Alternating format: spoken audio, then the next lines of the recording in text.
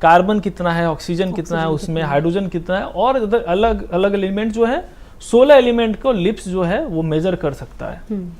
फिर ये propulsion module जो है इसको शेप बोला गया है, इसके अंदर इंस्ट्रूमेंट है स्पेक्ट्रोपोलारीमेट्री ऑफ हैबिटेबल प्लैनेट अर्थ। तो हैबिटेबल प्लैनेट का अर्थ का मतलब होता है कि अर्थ की तरह से जो और प्लैनेट है जहाँ पे जीवन की संभावना हो सकती है जी, उसको उसके फोटो लेगा ये।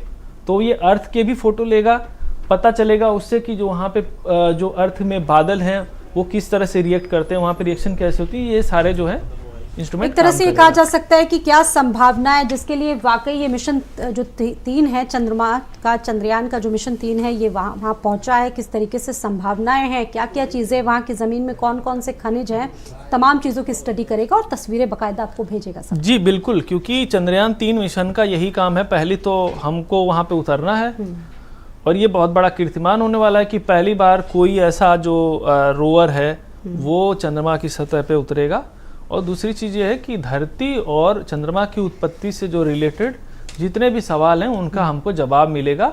और ये जो डेटा 14 दिन का ही होगा अगर, तो ये समझिए कि गोल्ड है ये डेटा, मतलब गोल्ड क्या, मैं डायमंड बोलूँगा जी, कि इस तरह का डेटा जो है पूरे विश्व के जो वैज्ञानिक हैं वो जानना चाहते हैं कि उनको अच्छा, इस टाइप का दूसरे देशों की भी नज़र लगातार बनी होगी यहाँ पर। बिल्कुल बिल्कुल, और जो बिल्कुल बिल्कुल जो नासा का डीप स्पेस नेटवर्क है वो इसको ट्रैक कर रहा है, और यूरोपियन स्पेस एजेंसी जो है उसका भी जो एंटीना है, चाहे जो भी है डीप स्पेस नेटवर्क, वो उसको बिल्कुल ट्रैक कर रहा है। और उनकी नजरें जो है लगातार लगी हुई हैं हमारे मिशन पे, और अगर हम कामयाब होते हैं तो फिर इससे कोई बड़ा लम्हा हो ही नहीं सकता। 5:22 सर हो गए हैं, अब तो बहुत कम वक्त बचा है। जैसा कि आपने बताया कि प्रोपल्शन जो लैंडर है मॉड्यूल से अलग हो जाएगा, उसके बाद आगे की प्रक्रिया क्या होगी? अगर ये पूरी तरह से सफलतापूर्वक आगे बढ़ जाता है तो फिर आगे क्या होगा, आगे किस तरह से काम करेगा ये? जी, तो अगर हम एक बार सॉफ्ट लैंडिंग कर लेते हैं तो इसका मतलब ये है कि ऑब्वियस सी बात है, हमको जो कहते हैं ना कि इसरो ने 2 उसमें मेन ऑब्जेक्टिव दिए हैं उसको पूरा कर लेंगे। तो पहला और दूसरा ऑब्जेक्टिव जो है कि हमको उसके सतह पे उतरना है, ये चीज़ हम कर लेंगे। तीसरा जो ऑब्जेक्टिव है उसके जो सतह पे बेसिकली जो भी हम साइंस करना चाहते हैं उसको हम करेंगे, साइंस कर लेंगे। तो ये सारी जो चीज़ें हैं वो इस मिशन के थ्रू अगर चंद्रयान 3 सक्सेसफुल होता है वो सारी चीज़ें हम कर पाएंगे। और आपको बता दूं, अगर वो उतर गया तो इससे बड़ा लम्हा मतलब पूरे विज्ञान के लिए बहुत बड़ी जीत होगी, मैं कहूँगा। बिल्कुल, देखिए और तस्वीरें भी लगातार सामने आ रही हैं इससे जुड़ी हुई, और अब तो देखिए बहुत कम वक्त बचा है और अब धीरे धीरे जो दिल की धड़कनें हैं आप देख सकते हैं स्पेस सेंटर से किस तरीके से वहां पर बढ़ती जा रही है। और इससे पहले जो मिशन भेजा गया था उसके लिए देश भर में उसकी सफलता के लिए लगातार प्रार्थनाएं हो रही, देशवासी लगातार इस पर अपनी नज़र बनाए हुए हैं। और खासतौर से जो छोटे छोटे बच्चे हैं जो चंद्रमा से जुड़ी हर एक चीज़ को जानना चाहते हैं वो बहुत एक्साइटेड है, क्योंकि चंद्रमा से जुड़ी हर एक स्टोरी हम लोग अपने बचपन में सुना करते थे, माँ से कहानियां सुना करते थे, और आज वो जो सपना है कहा जा सकता है साकार होने की बहुत चंद कदमों की दूरी पर है। बिल्कुल बिल्कुल, चंद्रमा जी चंद्रमा जो है वो कहते हैं ना कि हमारे लिए एक चंदा मामा है, और चंदा मामा को छुएंगे और पता करेंगे जो चंदा मामा है वो सच में किस तरह से मतलब उनकी रचना जो हुई वो किस तरह से हुई थी, वो धरती से कैसे अलग हुए थे। ये सारे जो सवाल हैं अभी भी साइंटिस्ट के लिए रहस्य हैं।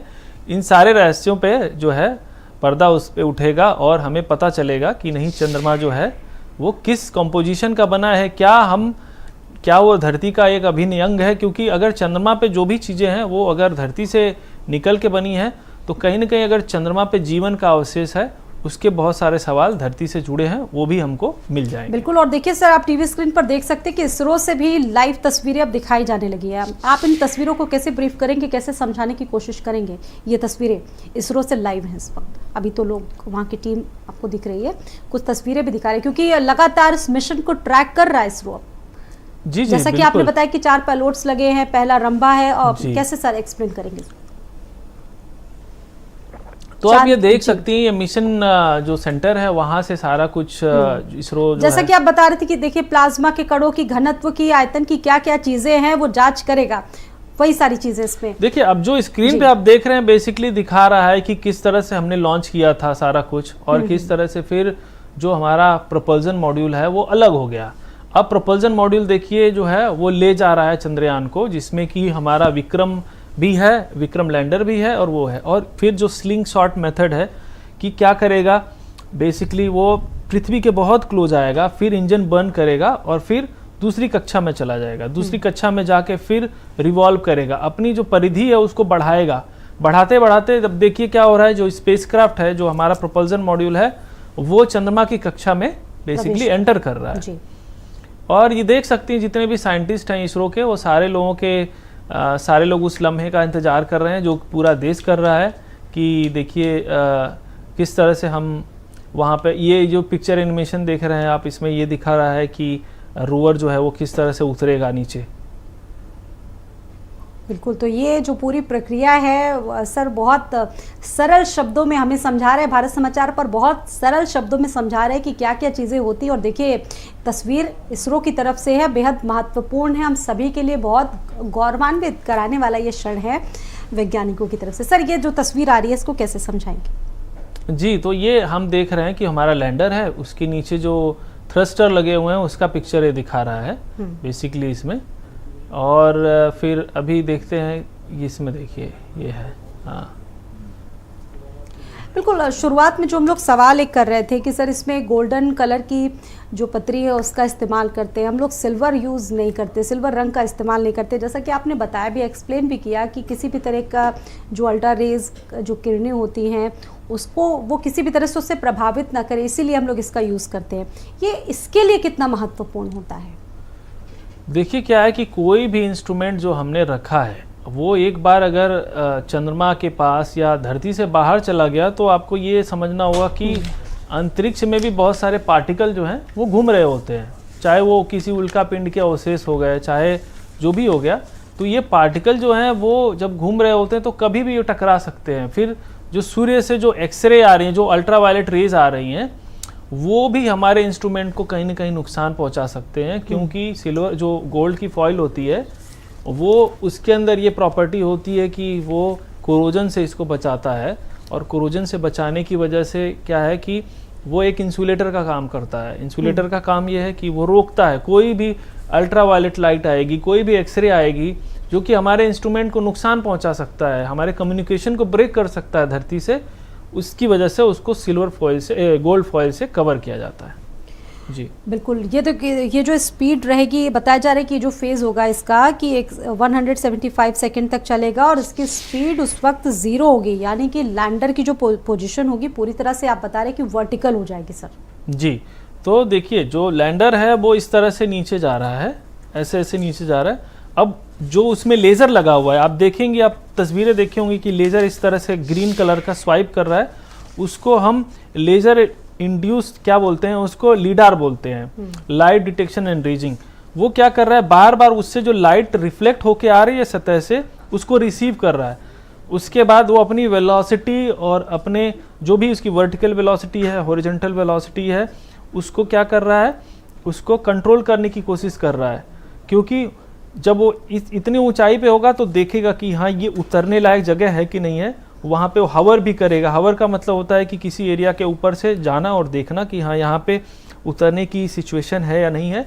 तो ये सारी चीज़ें जब वो कर लेगा तब धीरे धीरे धीरे धीरे धीरे धीरे अपनी स्पीड को कम करके टच डाउन होगा। यानी कि अब हम इस तरफ आगे बढ़ चुके हैं कि चंद्रयान 3 की लैंडिंग तो आज होकर ही रहेगी अब से कुछ ही देर बाद। और देखिए आज का जो दिन है बेहद महत्वपूर्ण है, 23 तारीख का भी अभी हम लोग जिक्र कर रहे थे कि 23 तारीख आज की ही तारीख क्यों रखी गई? जी बिल्कुल, क्योंकि 23 तारीख इसलिए रखा गया है कि हमें सूर्य का प्रकाश जो है प्रॉपरली मिलता रहे, इस वजह से ये तारीख रखी गई है। क्योंकि 14 दिन के बाद क्या होगा कि वो वाला जो हिस्सा है वो कवर हो जाएगा और फिर हमको सूर्य का प्रकाश नहीं मिलेगा। और सूर्य का प्रकाश नहीं मिलेगा तो आप पीछे मेरे देख रही हैं लैंडर है, उस पर सोलर पैनल लगा है, वो चार्ज नहीं होंगे, काम नहीं करेगा। फिर जो रोवर है उसके अंदर भी सोलर पैनल लगा हुआ है 50 वाट का, वो भी चार्ज नहीं होगा, वो भी बंद हो जाएगा। तो फिर हमारा कम्युनिकेशन रोवर और लैंडर दोनों से टूट जाएगा। इसलिए 23 तारीख जो है एक अहम तारीख है जब हमें प्रॉपरली सनलाइट मिलने वाली है और जिससे हमारा जो इंस्ट्रूमेंट है वो प्रॉपरली चार्ज होता रहेगा, काम करता रहेगा। बिल्कुल, क्योंकि आपने बताया कि सोलर जो एनर्जी है उससे पूरा ये काम करता है और ये बहुत ज़रूरी है कि जो सूर्य की रोशनी है वो मिलती रहे, इसीलिए आज की जो डेट है उसका चयन किया गया है यहाँ पर। जी बिल्कुल बिल्कुल।